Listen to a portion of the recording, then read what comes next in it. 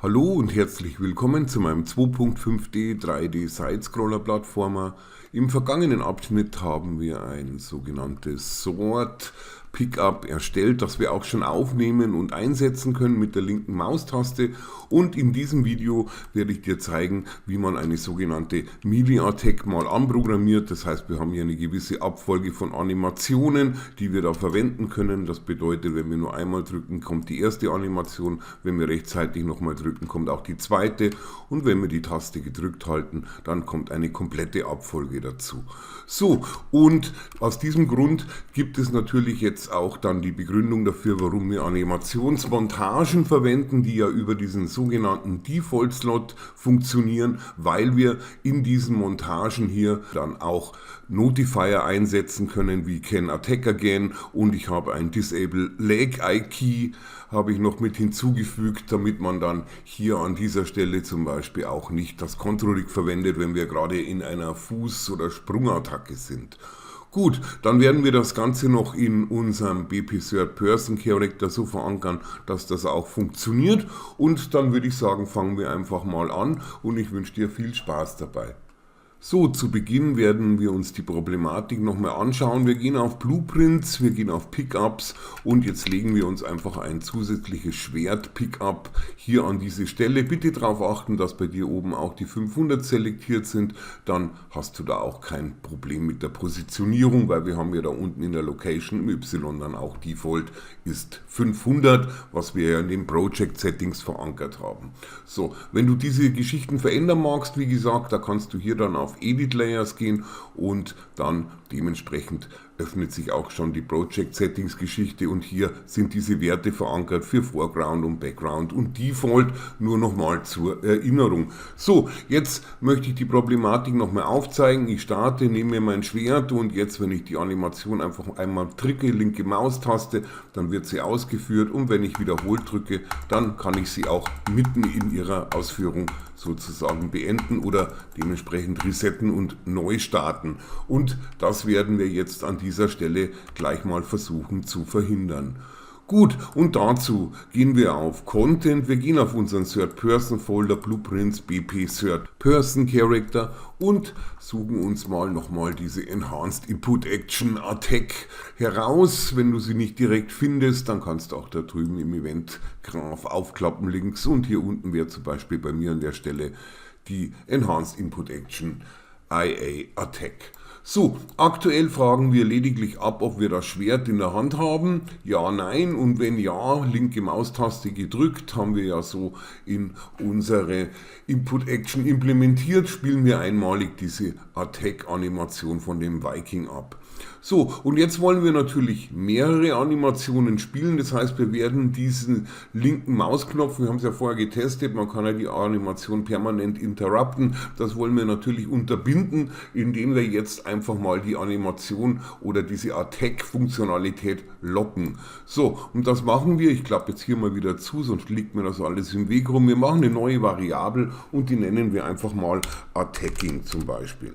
So, du kannst ja auch is-attacking und so weiter nennen, und jetzt an der Stelle werden wir das Ganze einfach mal noch ein bisschen erweitern, das heißt, ich ziehe das Ganze mal raus.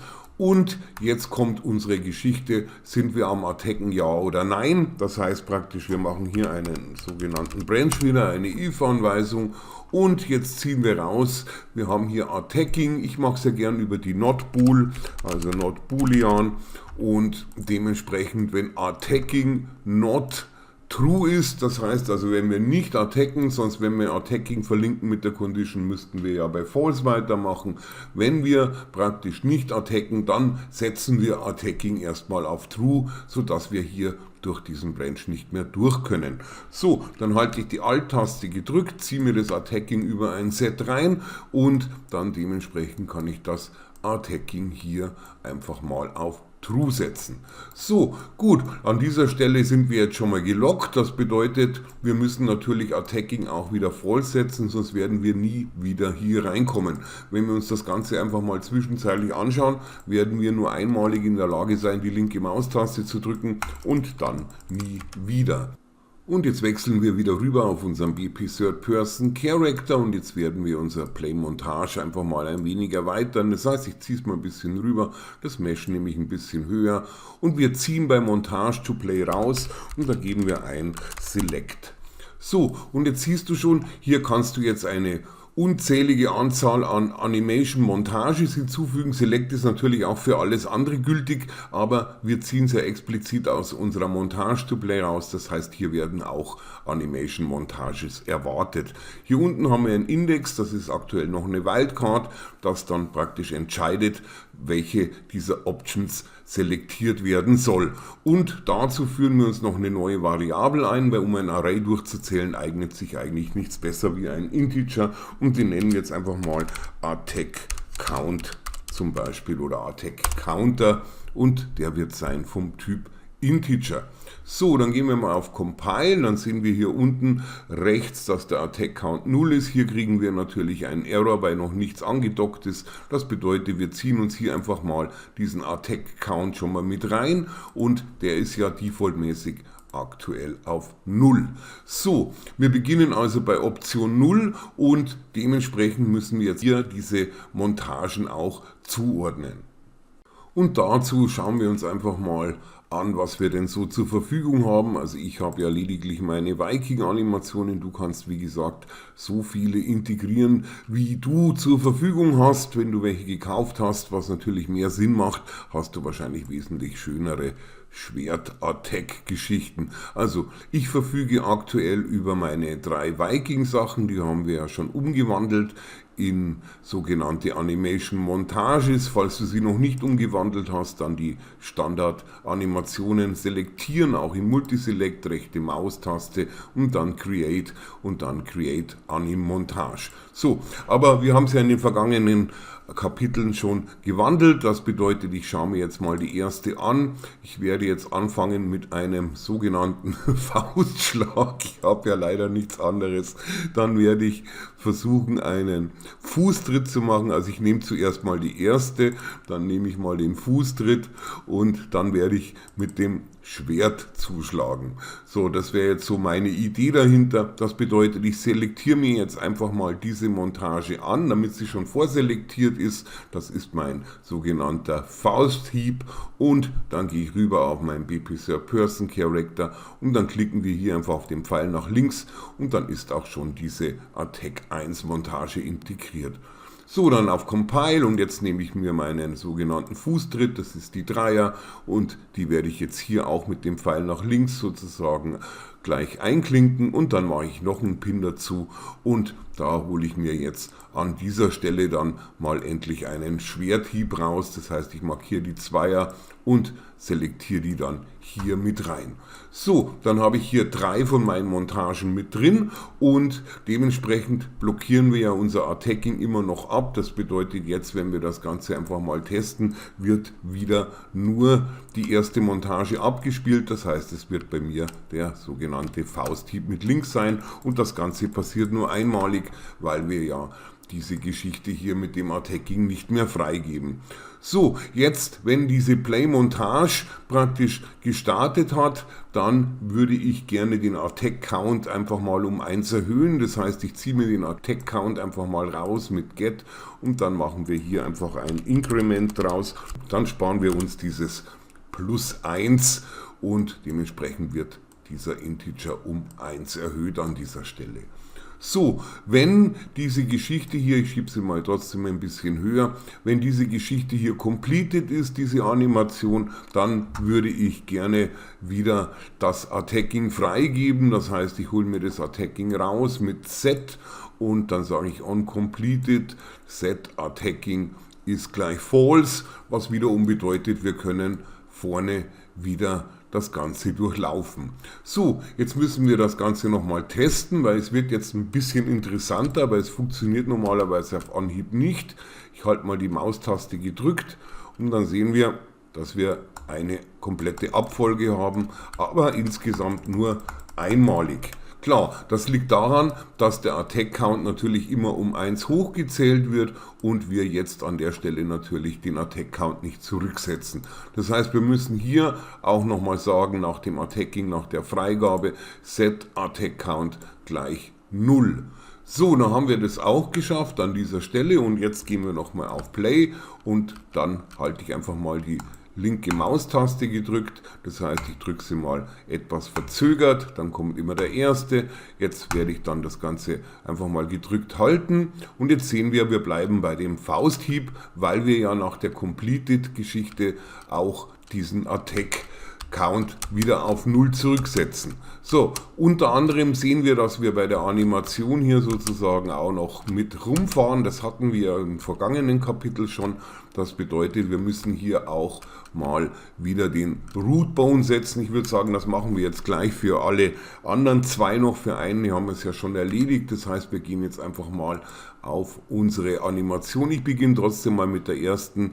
Das heißt, die müssen die Animations verwenden, jetzt zum Root Bone umstellen, weil diese Animationen ja in der Montage dann verwendet werden. So, dann fange ich mal an, die 1er zu öffnen und dementsprechend gehe ich ein Stück nach unten und dann suchen wir uns mal diese Geschichten raus, Unable unter Root Motion, Unable Root Motion und wir wollen Force Root Lock, das ist schon selektiert und wir nehmen die Rev Pose.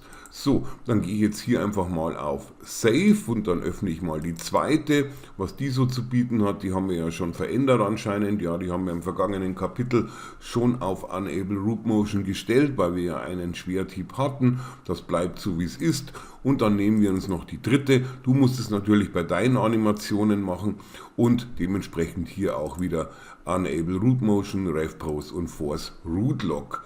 So, dann haben wir diese Problematik schon mal weg, dass wir hier so über den Boden schleifen. Wenn wir jetzt die linke Maustaste drücken, dann werden wir dementsprechend nicht mehr hin und her geschoben. So, das Ganze kann man natürlich in der Luft auch ausführen, das funktioniert auch. Und jetzt werden wir das Ganze mal so erweitern, dass wir sämtliche Animationen, die in diesem Select enthalten sind, auch ausführen können. So, und dazu gehen wir bei OnInterrupted mal heraus und geben ein Retriggerable Delay. So, was ist das? Ein normales Delay würde jetzt 0,2 Sekunden Duration abwarten, bevor es completed ist und ein Retriggerable, wie es der Name schon sagt, jedes Mal, wenn es neu angestoßen wird, wird dieser Delay-Counter unterbrochen und beginnt von vorne. Das ist der Vorteil an dieser Geschichte. Und wenn das Ganze sozusagen dann completed ist, dann werden wir auch Attacking auf False setzen und den Attack Count auf 0. So, wie lang sollte unsere Duration jetzt sein bei OnInterrupted? Wir sollten jetzt einfach mal nachschauen, wie lang unsere Animationen bzw. deine Animationen sind. Das bedeutet, ich gehe jetzt hier einfach mal so drauf, zum Beispiel auf die erste Montage und da sehe ich jetzt an der Stelle eine Sequence Length, zweite von unten 1,3333, dann habe ich hier drüben 1,5 und das sind natürlich Sekunden jetzt und 1,41. Dann mache ich mal so 1,2 oder 1,1 können wir da mal eingeben, da sind wir ein bisschen drunter. Das ist dann wieder ein bisschen experimentell. Ich mache jetzt mal 1,2 in der Duration, weil ich weiß ja, meine Animationen sind ungefähr so lang. So, gut, wenn wir jetzt auf Compile gehen und dementsprechend das Ganze testen, werden wir feststellen, dass es noch nicht funktioniert. So, jetzt klicke ich einmal drauf, dann werde ich immer noch diese Fausthieb-Geschichte haben und wir schalten immer noch nicht weiter, auch wenn ich gedrückt bleibe, weil wir ja eigentlich an dieser Stelle bei OnInterrupted, wann wird denn das Ganze interrupted, das haben wir noch gar nicht eingebaut oder implementiert und das werden wir jetzt gleich mal vornehmen. Wir gehen hier drüben mal auf Mesh bei Components und dann zur besseren Veranschaulichung gehen wir unter Animation auf unsere Anim-Class, ABP Money benutzen wir und dann gehen wir auf diese Folderlupe und per Doppelklick können wir das Ganze einfach mal öffnen. So, dann brauchen wir den Anim-Graph, falls du den nicht sichtbar hast, dann kannst du hier drüben links einfach doppelklicken, dann ist er auch wieder sichtbar. So, wir haben hier diesen Slot, das ist dieser Default-Slot, den sozusagen die Anim-Montagen auch verwenden und das können wir uns gleich mal anschauen. Ich mache jetzt einfach mal die Anim auf und fange mit der ersten an. Das heißt, ich gehe auf meinen Animation Folder und jetzt habe ich hier sozusagen meine 3A-Tech Montagen und jetzt öffne ich einfach mal die erste. Und dann sieht man nämlich hier Montage Default Group Default und das ist unser sogenannter Default Slot. So, jetzt kann ich das hier oben natürlich stoppen, weil das Ganze ja dann sonst ein bisschen hektisch wirkt, wenn das permanent durchläuft. So, und jetzt werden wir einfach so einen Notifier einbauen, der einfach sagt, ab wann können wir wieder attacken. Das bedeutet, wir schauen uns jetzt die Animation an, du schaust dir deine Animation an und ich habe jetzt hier praktisch meinen Faustschlag. Ich würde sagen, jetzt hole ich aus, jetzt schlage ich zu, jetzt treffe ich dich und ab jetzt kann ich wieder neu attackieren, weil jetzt bin ich ja schon über dem Schlag hinaus. Und dazu gehe ich jetzt hier auf die Notifier-Geschichte, auf den ersten Track und dann machen wir die rechte Maustaste, Add Notify und dann geben wir oben auf New Notify. So, und den nennen wir jetzt einfach mal Can Attack Again zum Beispiel. Das ist mein Can Attack Again und der steht jetzt aktuell an der Stelle. Man kann den natürlich dann auch noch schieben, aber ich würde sagen, hier ist das sehr gut. Also nochmal zum Verständnis, hier holen wir aus, hier schlagen wir zu und ab hier habe ich dich ungefähr erwischt. Okay, ich mache es jetzt einfach mal so. Das ist alles natürlich noch nachjustierbar. So, das ist mein Can Attack Again und dann können wir das Ganze einfach mal abspeichern.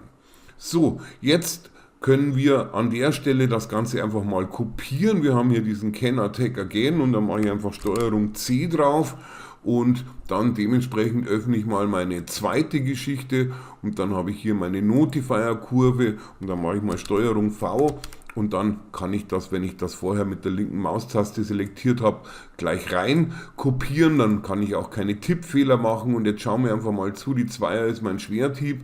Jetzt hole ich aus, jetzt schlage ich zu, jetzt treffe ich dich, jetzt bin ich schon vorbei, also ungefähr an dieser Stelle. So, dann einfach auf Speichern, ich habe es ja noch in der Zwischenablage. Du kannst natürlich immer rechte Maustaste, wieder Can Attack Again, nur Vorsicht, keine Schreibfehler und auch keine Groß- und Kleinschreibfehler. So, dann gehe ich jetzt auf meine dritte Attack und dementsprechend werde ich dann hier unter Notifier 1 einfach mal reinklicken, Steuerung V und jetzt halte ich das Ganze auch wieder an und dann schaue ich mal, der Fuß, glaube ich, kommt raus und jetzt trete ich und jetzt bin ich da und dann könnte ich vielleicht nochmal und jetzt geht es runter, dann würde ich sagen an dieser Stelle, aber das ist natürlich jetzt absolute Geschmackssache. So, dann haben wir jetzt hier schon mal 3 Notifier in 3 unterschiedlichen Anim-Montages eingeführt und jetzt müssen wir die ganzen Geschichten noch auswerten. So, nochmal zum Verständnis, wir haben hier mit der rechten Maustaste Add Notifier und wir haben uns einen eigenen erstellt, also einfach einen Text Notifier. Es gäbe hier auch noch vorgefertigte Notifier Blueprints zur Auswahl, die man natürlich auch selber erstellen kann und was wir auch später müssen, damit wir unsere Trace-Geschichten, unsere Hit-Traces definieren. Das heißt, in unserem Fall benutzen wir lediglich mal zuerst unsere eigenen textbasierenden Notifier. Und um diese auszuwerten, gehen wir einfach mal auf unser Animation Blueprint Money und wir wechseln auf den Event Graph, falls er bei dir nicht sichtbar ist, hier drüben per Doppelklick. So, jetzt müssen wir uns das genauer anschauen. Hier drin können wir nämlich unsere Notifier einfach ansprechen. Und dazu rechte Maustaste, wir geben ein Anim Notify und dann Underscore, dann sehen wir das vielleicht besser. Hier sind die vorgefertigten Blueprint Notifier. Jetzt gehen wir ein Stück nach oben und hier finden wir praktisch schon welche, die von Unreal Default mäßig mit drin sind anscheinend. Das ist praktisch schon mit diesem Third-Person-Template mitgeliefert, aber wir wollen unseren eigenen, das ist unser Can Attack Again auswählen. So, und wenn dieser Notifier dann sozusagen aufgerufen wird innerhalb der Animationsmontage, wenn er an dieser Stelle dort ist, dann möchte ich gern meine Attacking-Variable sozusagen wieder auf False setzen und das wäre dann praktisch meine Uninterrupted-Geschichte. Und dementsprechend müssten wir das Ganze jetzt natürlich, wenn wir diese Variable aus dem Third-Person-Character ansprechen, casten und Das Casten versuche ich ja so weit es geht zu vermeiden und deswegen möchte ich jetzt gern dieses Animation Blueprint vom Money ein wenig umgestalten, weil hier oben habe ich die Oberklasse vom Third Person, das ist einfach nur Character. Und dementsprechend werden wir das so ja gar nicht benutzen. Wir haben ja unseren Third Person, das wissen wir ja auch, das ist unsere Piratin und dementsprechend lösche ich das mal raus und den Character sozusagen dieses Promote to Variable auch, weil das würde dann nicht mehr zusammenpassen. Und hier unten unter Variablen bei References den Character, den werde ich jetzt einfach mal löschen. So, der wird natürlich jetzt öfter benutzt, heißt es, nämlich auch mit diesem Validated Get und deswegen wird das auch gleich deleted. Ist auch sinnvoll, sonst vergessen wir es wahrscheinlich an dieser Stelle.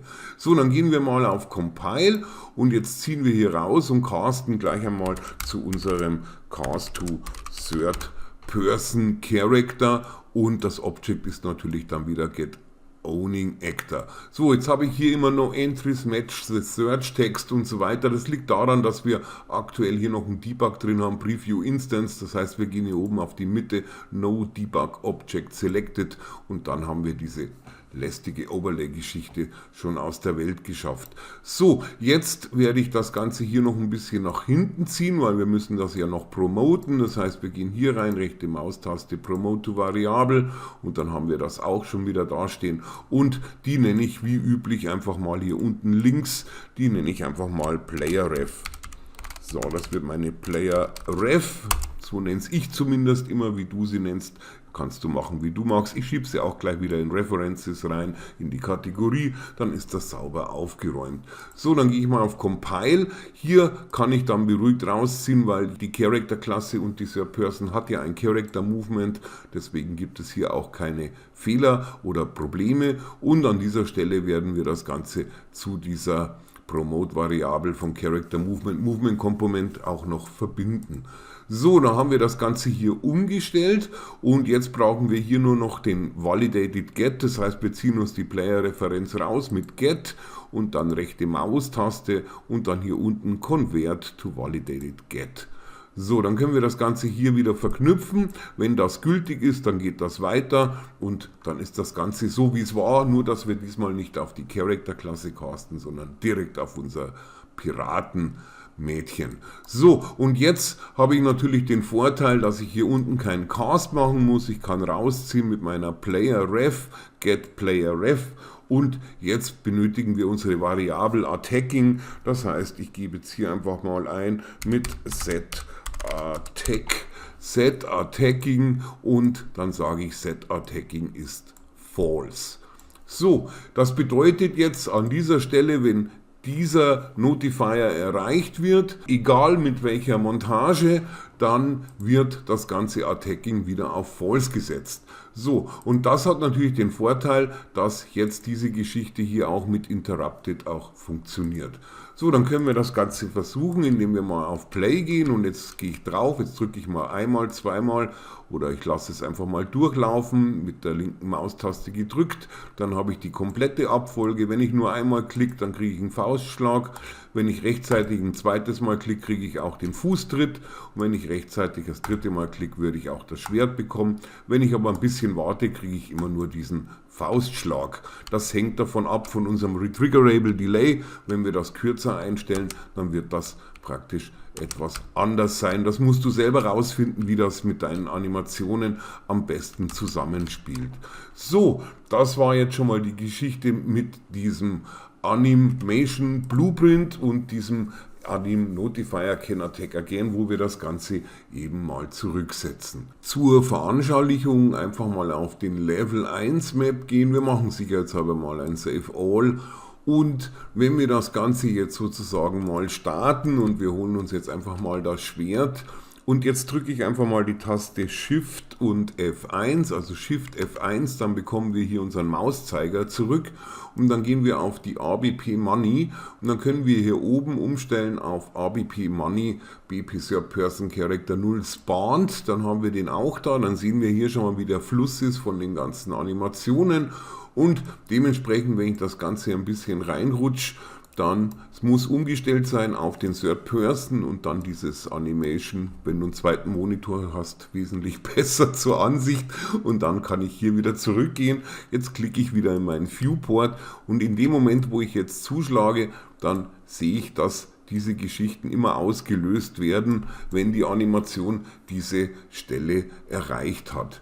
So viel zu dem Thema, dass man das Ganze auch überprüfen und debuggen kann. Und jetzt würde ich eigentlich vorschlagen, dass wir vielleicht das Retriggerable Delay ein wenig weiter nach unten setzen, dass das ein bisschen eher noch aktiviert wird. Ich gehe jetzt hier einfach mal von meinen 1,2 auf 0,9 herunter, dann bin ich ein bisschen eher im Interruption-Modus und dann probiere ich das Ganze nochmal. Aber wie gesagt, das ist Geschmackssache, hängt von deinen Animationen ab. Aber jetzt kann ich hier klicken und kann gleich wieder klicken.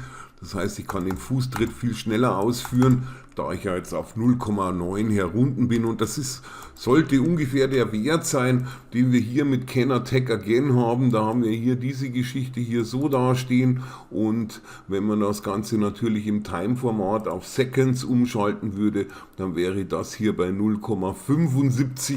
Also bin ich mit meinen sogenannten 0,9 oder 0,8 sogar ganz gut im Rennen. Ich glaube, die eine war länger. Ich bleibe jetzt einfach mal bei 0,9. So, das war jetzt mal die Geschichte mit diesem Notifier Can Attack Again, wo wir auch dann per Klick praktisch dann verschiedene Aktionen ausführen können und dementsprechend auch eine sogenannte Melee Attack. Zumindest im minimalistischen Stil, weil wir machen hier ja ein 2,5D 3D Plattformer Game und kein großartiges Kampfspiel, aber ich denke, das ist schon mal eine sehr nette, lustige Funktionalität, wenn wir jetzt dann noch richtige Piratengegner dazu bekommen. So, und an dieser Stelle reicht mir natürlich mein einziger Schwerthieb nicht aus und ich weiß ja nicht, du hast vielleicht eigene Animationen, wie gesagt, ich habe noch was gefunden auf FAB, da ist zumindest ein Hieb dabei, den ich verwenden kann, das blende ich kurz ein, der Link befindet sich auch unterhalb der Description von diesem Video, da gibt es praktisch dieses Ramster Z Free Animes Volume 1. Das ist umsonst, da sind sehr, sehr lustige Kampfgeschichten mit drin, die werde ich aber definitiv nicht verwenden, aber ich werde diese hier, die habe ich mir ausgesucht, das ist so ein doppelter Schwert-Kombo-Hieb und den möchte ich gern dann an 4. Stelle von meinem Select dann für meine Animation-Montages verwenden. Also dann bitte einfach Add to Library und dann über den Epic Games Launcher wie üblich einfach dem Projekt hinzufügen. So, ich habe meins bereits hinzugefügt und dementsprechend gehe ich jetzt hier einfach mal auf meinen Content Browser und suche mir mal das Ramster Z Free Anim Set heraus. Hier gibt es praktisch auch die Animation Sequences und dementsprechend habe ich unter 1HM eine gefunden. Das ist so eine Art Doppelswing. Ich schaue mir den jetzt nochmal an. Der sieht jetzt aktuell so aus. Das wird dann praktisch mein absoluter Combo-Killer-Swing sein und den hätte ich gern noch implementiert. So, jetzt können wir uns gleich mal davon überzeugen. Hier drüben links steht Skeleton, das ist ein UE4 Mannequin Skeleton. Wie du weißt, verwenden wir ja das IK Mannequin eigentlich von uns, also von unserem Character-Verzeichnis im Content Browser und nicht eben das von dem Game Ramster Z. Und da haben wir gleich mal wieder eine schöne Übung. Das haben wir ja schon mal in einem sehr lang weit her Tutorial schon mal durchgemacht. Das heißt, wir werden uns mal wieder dem Retargeter vom Mannequin bedienen. So, dann mache ich das Ganze hier mal zu und dann gehe ich mal auf meinen Level und dann auf Content und dann gehen wir auf Characters, weil wir wollen ja alles in unserem Character-Verzeichnis mit diesem IK-Rix und so weiter, mit diesem Skeletons verbunden haben, damit wir da nicht zu viel einzelne Geschichten verwenden. Und dazu gehen wir auf Mannequins und dann auf Rigs und hier drüben gibt es den RTG Mannequin. So, den machen wir uns jetzt gleich mal auf und jetzt sehen wir hier oben Source IK Rig Asset ist IK Mannequin und wie gesagt, wir haben es ja gerade gesehen, wir benutzen an der Stelle ja den UE4 im Ramster, das heißt wir brauchen hier auch ein IK UE4 Mannequin Rig. So, damit das Ganze dann auch funktioniert, brauchen wir als Source Preview, benötigen wir dann das Mannequin praktisch von unserem Ramster-Verzeichnis. Und ich würde sagen, das suchen wir uns jetzt einfach mal auch her. Das heißt, wir gehen nochmal auf Content, da tun wir uns leichter. Dann gehen wir auf Ramster, dann gehen wir hier vielleicht auf Demo und da haben wir das Mannequin und den Character und dementsprechend die Meshes. Und hier ist das SK Skeleton Mesh Mannequin vom Ramster Verzeichnis. So, das selektieren wir jetzt schon mal vor, dann haben wir das schon vorrätig und dann gehen wir wieder rüber auf unseren RTG Mannequin und dann klicken wir auf den Pfeil nach links. So, in dem Moment sehen wir, dass wir auch die Animationen vom Ramster Verzeichnis zur Verfügung haben. Wir können das Ganze hier oben auch nochmal im Flyby kontrollieren, dass das auch das Richtige ist, aber da wir ja die Animationen hier unten schon sehen, können wir mit der Konvertierung oder dem Export der Animation in dem Fall fortfahren. Das heißt, ich nehme ja nur die 01-2 Hit-Combo. Es gibt noch eine Forward, die hat, glaube ich, 3 Schläge und springt unheimlich weit nach vorne. Also da kannst du natürlich jetzt auch die Kicks und die Punches konvertieren, wie du magst. Also ich benutze jetzt lediglich nur die erste, die Hit-Combo, und dann gehe ich hier auf Export Selected Animations und dann möchte ich das Ganze haben in meinen Animation Folder, den selektiere ich hier an und dann gehe ich hier einfach auf Export und Override Existing Files lasse ich auf False. Ich möchte das nicht überschrieben haben, sondern einfach ein Duplikat, dass das angefertigt wird. Und dann gehe ich mal auf Export und jetzt ändert Unreal das schon in Content Animation und hier ist sie auch schon drin. Das ist meine sogenannte Swing Animation und die kann ich jetzt auch mal abspielen. Die sieht jetzt bei mir an der Stelle so aus und man sieht, er springt jetzt einfach nach vorne und wenn wir die einbauen würden, dann würde die beim Resetten wieder sozusagen nach hinten springen und das wäre natürlich ein bisschen unsauber von der Darstellung und deswegen müssen wir an dieser Stelle dann wieder unseren Root Bone setzen und das machen wir jetzt gleich hier drüben links, Root Motion, Enable Root Motion, das selektieren wir an, wir forcen das Root Log auch, wir bleiben auf Ref Pose und dementsprechend können wir das Ganze dann speichern. So, wenn wir uns das anschauen, dann sieht das nämlich schon mal so aus und dementsprechend werden wir jetzt aus dieser Animation eine Montage zaubern, das heißt rechte Maustaste, wir gehen auf Create und dann Create Anim Montage.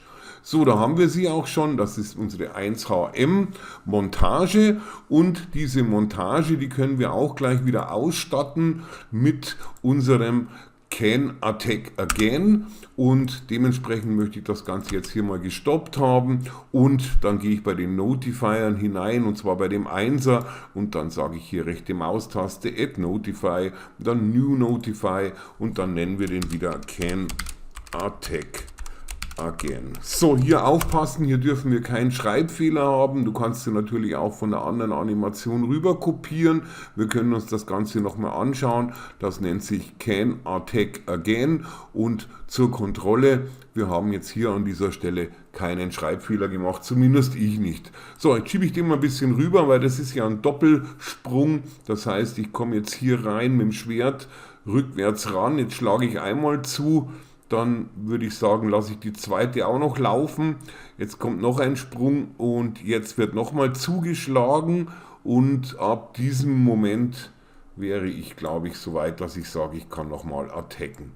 So, dann haben wir das soweit schon mal drin, dann können wir das Ganze auch gleich speichern und dann gehen wir zurück auf unsere Level Map. Wir selektieren, wir haben sie auch schon selektiert, unsere Animation Montage an, gehen auf unseren BP Third Person Character und werden ganz simpel einfach im Select eine Add Pin machen und dann den Pfeil nach links. So, damit wäre die Montage auch schon drin. Unser Attack Count läuft so weit, wie er laufen muss. Da müssen wir nichts einstellen. Der beginnt immer bei 0 und erhöht sich und dann wird er irgendwann auf 0 zurückgestellt. Also wir müssen uns nicht darum kümmern, wie viele von diesen Montagen in diesem Array vorhanden sind. So, und wenn ich das Ganze jetzt einfach mal ausprobiere, dann kann ich jetzt hier einfach sagen, erster Schlag, zweiter Schlag, dritter Schlag und jetzt kommt meine Combo. Die sieht noch ein bisschen witzig aus. Genau, das liegt jetzt an meinem sogenannten Delay, weil ich das natürlich von dem Retriggerable Delay jetzt an dieser Stelle, da müsste ich dann loslassen. Genau, das ist natürlich jetzt wieder Geschmackssache, weil wenn ich jetzt kurz vor Schluss loslasse, dann spielt er die Animation komplett ab. Okay, dann sollten wir vielleicht mit dem Retrigger ein bisschen hochgehen. Jetzt schauen wir uns das Ganze nochmal an, wo wir hier stehen bei 1,48. Dann würde ich sagen, gehe ich doch nochmal hoch. Oh, ich habe hier 0,9, genau, das habe ich ja abgeändert. Gehe ich nochmal auf 1,2 hoch zum Beispiel und teste es einfach nochmal aus. Das ist natürlich ein bisschen doof. Normalerweise sollte man dann zwei einzelne Animationen schalten, weil sonst hat man hierzu unterschiedliche Längen. Ja genau, es bricht ein bisschen eher ab. Und das ist natürlich nicht so schön, aber dann muss der User halt einfach wissen, wenn er die komplett ausführen will, dass er dann ein bisschen eher stoppt. Also zwei unterschiedliche Animationen wären an der Stelle einfach praktischer. Und das Schöne an Unreal ist, das kann man sehr, sehr schnell erledigen. Ich habe halt jetzt leider eine Doppelkombo und das passt natürlich nicht mit meinem Retriggerable Delay zusammen. Aber ich werde jetzt einfach mal diese Geschichte hier sozusagen, diese Montage mal umbenennen. Und zwar nenne ich sie jetzt einfach mal, ich gehe mal dahin auf, das ist meine Combo 4 und dann werde ich diese Combo 4 einfach mal duplizieren mit rechter Maustaste. Ich gehe auf Duplicate und die nenne ich natürlich nicht Combo 4 Montage 1, sondern die nenne ich dann Combo 5. So, und das hat jetzt zur Folge, dass wir das Ganze einfach mal einteilen. Das heißt, ich mache die erste einfach mal auf und dementsprechend schaue ich mal nach. Wir haben ja hier auf Sekunden schon umgestellt im Time-Format auf Seconds, rechte Maustaste hier oben rein und jetzt teile ich die einfach mal. Das bedeutet, meine Can Attack Again schiebe ich mal ein bisschen nach vorne. Ich weiß noch nicht, wo ich sie brauche und jetzt schaue ich einfach mal, wie lang ist denn mein erster Schwung mit diesem Säbel. So, jetzt komme ich hier rein, jetzt gehe ich hier runter und jetzt lande ich. Und dann geht es ja eigentlich gleich weiter in die nächste Geschichte, das heißt so rum. Das heißt, ich würde sagen, so ab dieser Stelle werde ich das Ganze dann einfach unterbrechen. Und das kann man in Unreal sehr einfach machen. Wir haben hier oben sozusagen dann, wenn wir hier reinklicken, haben wir die Geschichten stehen. Also wir gehen direkt hier drauf auf unsere Animationssequenz und dann sehen wir hier oben, die startet bei 0 und endet bei 2,03333 und ich hätte sie gerne gestoppt an der 0,72. So, dann gebe ich hier einfach mal ein 0,72 und dann dementsprechend ist das Ganze schon mal abgeriegelt und wenn ich sie jetzt abspiele, dann habe ich jetzt hier eine Einzelsprungausführung. So, dann kann ich das Ganze speichern. Mein Can Attack Again ist ganz hinten, ganz klar, weil der Sprung ist praktisch bis zum Ende auszuführen, sonst würde er ja keine Wirkung zeigen und das Ganze schauen wir uns natürlich nochmal langsamer an. Ich habe ja das Schwert in der rechten Hand, das heißt eigentlich ab hier kann ich schon wieder Can Attack Again einstellen. Ungefähr an dieser Stelle würde ich sagen, ja, hier ziehen wir noch durch bis daher, dann sieht das Ganze schon mal sauber aus. So, dann können wir das Ganze sozusagen mal speichern und das ist meine Combo 4 und diese Combo 4, die trage ich jetzt gleich an dieser Stelle ein, sonst vergesse ich es, an meiner Option 3 Pfeil nach links drücken und hier steht jetzt die Combo 4. So, dann speichern wir ab, dann bereiten wir gleich eine neue Pin vor, damit wir es nicht vergessen und dann dementsprechend gehen wir wieder auf den Level. Jetzt gehe ich auf meine Combo 5 Montage und da werde ich einfach mal hier reinklicken, mit Space-Taste kann ich das Ganze stoppen, dann habe ich hier die 0,72 und zwar soll es dann an dieser Stelle losgehen und dann schauen wir uns das Ganze auch mal an, wie es aussieht. Und dann zieht er nochmal komplett durch und schlägt, aber ich werde das Ganze nochmal kurz stoppen und nochmal langsam verfolgen, wann wir unser Can Attack Again mit hineinschalten können. Da kommt jetzt der rechte Arm, die rechte Hand und jetzt wird nach unten geschlagen und dann würde ich sagen, so an dieser Stelle werde ich dann mein Can Attack Again positionieren. So, dann wäre das auch drin und dann können wir das wieder speichern und dementsprechend selektiert ist sie ja noch und dann gehe ich auf meinen BP Third Person und dann mache ich hier einfach auch wieder den Pfeil nach links. So, jetzt habe ich die ganzen Geschichten unterteilt, das heißt, ich kann hier wieder mit meinen 0.7, 0.8, die eine ist 0,72, ja, dann mache ich hier trotzdem 0.8 rein, weil die anderen ein bisschen länger sind. Ich hoffe, dass das so klappt, wie ich mir das jetzt vorstelle. Dann gehe ich auf Speichern und dann schaue ich mir das Ganze an. Ich schlage, ich drehe, ich schlage und ich springe. Genau, so super, dann habe ich das mal so drin. Jetzt muss ich mal einzeln schlagen. Das heißt, wenn ich so schlage, wenn ich dann gleich im richtigen Rhythmus drücke, dann kann ich auch die zweite Animation herholen. Jetzt müssen wir mal schauen, wann ich das ist. Das ist dabei 0, müsste schneller, ja, ich muss schneller drücken, dann ist das wegen die 0,7. Ja, das sieht doch immer noch ganz gut aus. So, an dieser Stelle hätten wir die Geschichten schon drin. Und jetzt haben wir noch eine Problematik. Das ist, wenn unser Player ja sozusagen mit den Füßen am Boden steht und is falling ist praktisch false, dann würde unser Foot-IK ziehen, das heißt praktisch, wenn unsere Piratin den Fuß hebt, wenn sie über einen Stein läuft und so weiter, die ganze Inverskinematik, die ist natürlich jetzt bei diesen Kampfgeschichten, wenn es nicht in der Luft stattfindet, einfach ein wenig unsinnig und davon müssen wir uns jetzt noch trennen. Zuerst aber werde ich jetzt mal in diesem Animation Folder ein wenig aufräumen, rechte Maustaste, New Folder, ich nenne es einfach mal Used, damit ich weiß, welche von diesen Viking oder sonstigen Animations und Montagen, das ich verwende.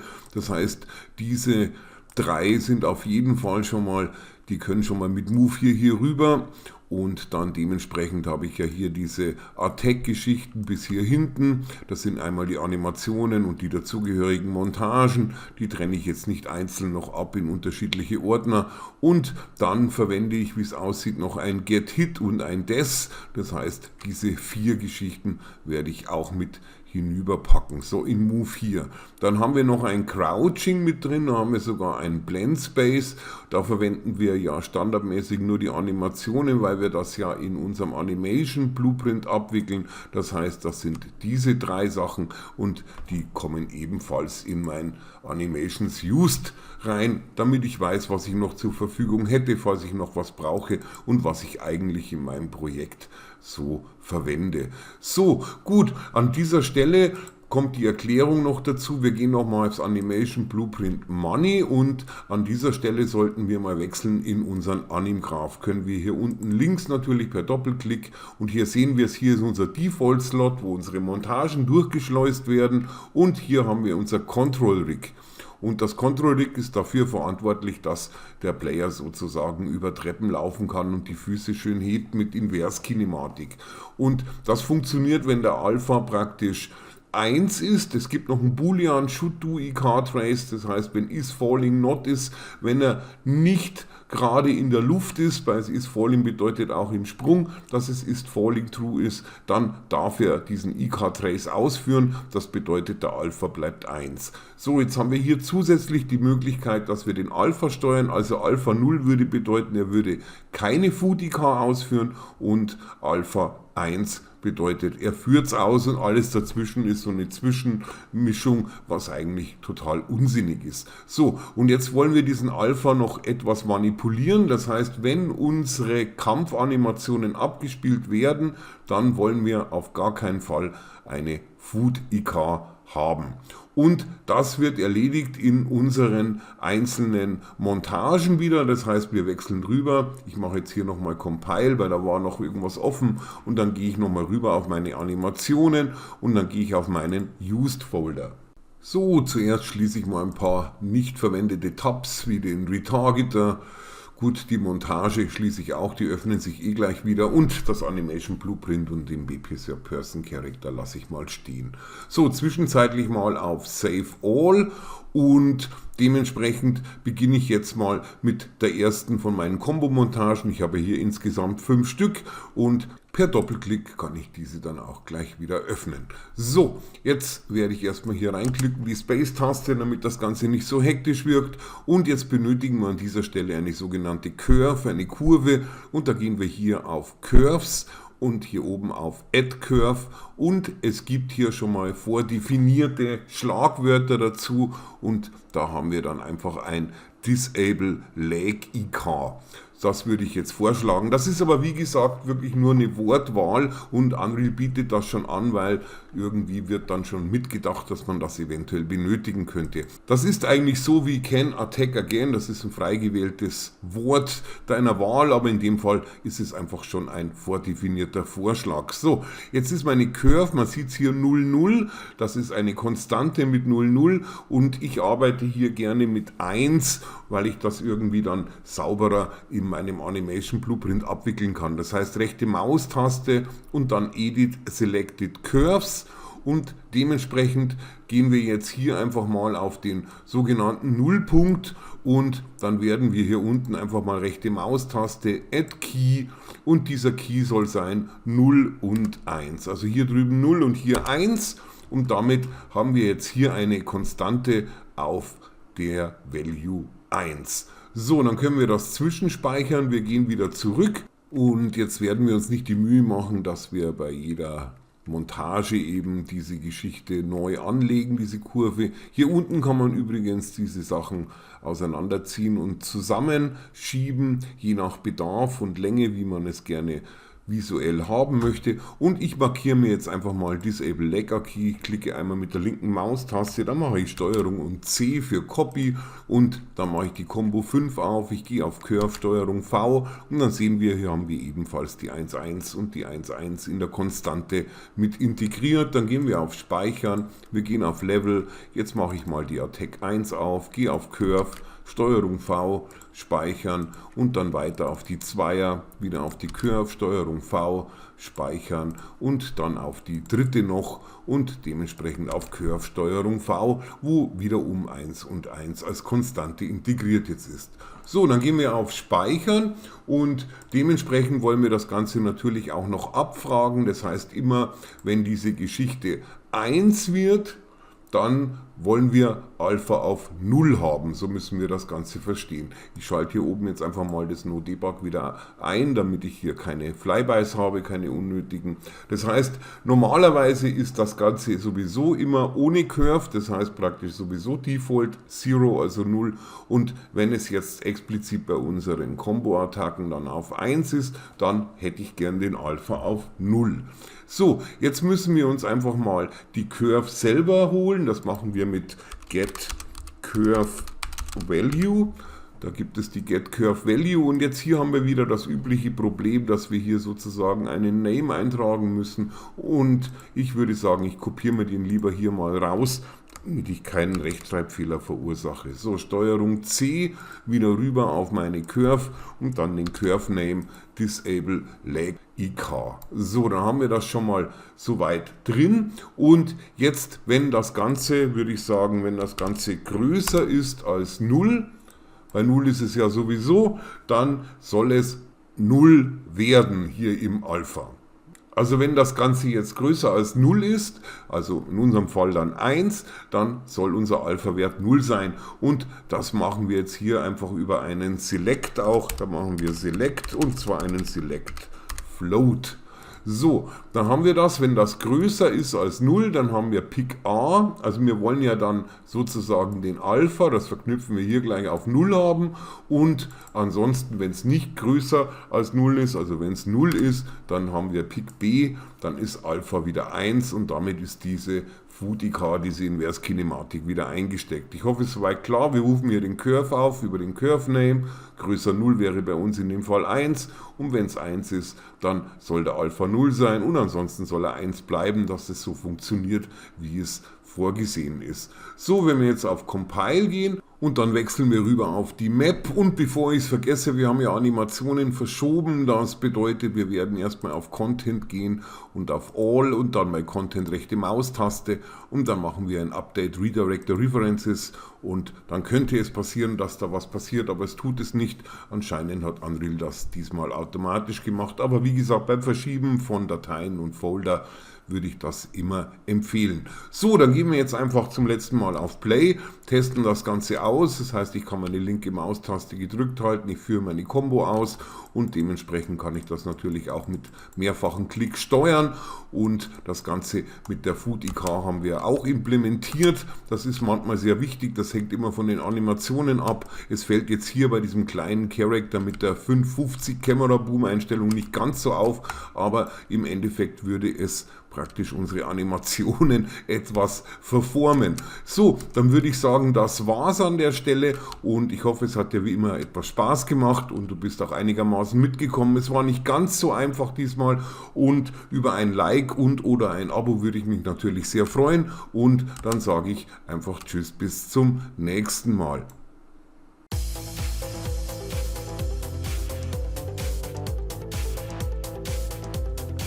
Also haut rein, bleibt cool und bleibt am Ball. Tom verabschiedet sich. Bis zum nächsten Mal. Bei Fragen und Anregungen wie immer unter dem Video einen Kommentar hinterlassen. Und bitte nicht vergessen, ein Like und ein Subscribe, wenn es dir gefallen hat.